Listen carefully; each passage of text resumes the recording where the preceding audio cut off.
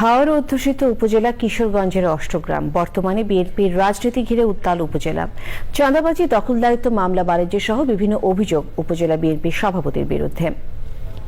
অভিযোগ অস্বীকার করে সৈয়দ সাইদ আহমেদ বলেছেন, দীর্ঘদিন ধরে দলের গুরুত্বপূর্ণ দায়িত্ব পালন করে আসাটাই তার জন্য কাল হয়ে দাঁড়িয়েছে।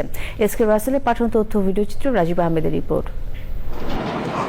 5 আগস্ট শেখ হাসিনা সরকারের পতনের পর নানা অভিযোগ উঠতে থাকে কিশোরগঞ্জ জেলার অষ্টগ্রাম উপজেলা বিএনপির সভাপতি সৈয়দ সাইদ আহমেদের বিরুদ্ধে।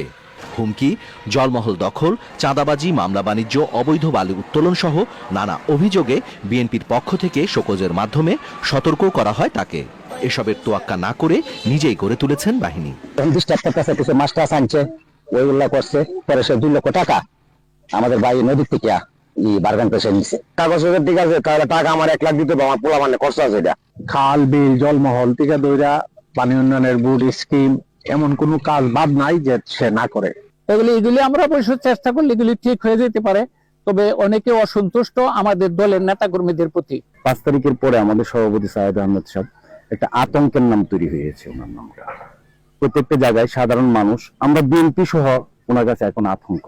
অভিযোগ অস্বীকার করে সৈয়দ সাইদ আহমেদ বলেন, একটি চক্র বিএনপির নাম ব্যবহার করে আবারও আওয়ামী লীগকে প্রতিষ্ঠিত করতে চাইছে। কোনদিন নদীর পারেও যায় নাই। ড্রেজিং যারা করে এদের সাথে আমার কোনো সম্পর্ক নাই, আমি চিনিও না এদেরকে।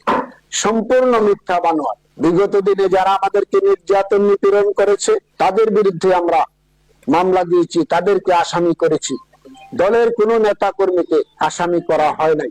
বিএনপির তৃণমূল নেতাকর্মীরা চান নির্বাচনকে সামনে রেখে সব ধরনের দলীয় কোন্দলের অবসান হোক। রাজীব আহমেদ, চ্যানেল আই।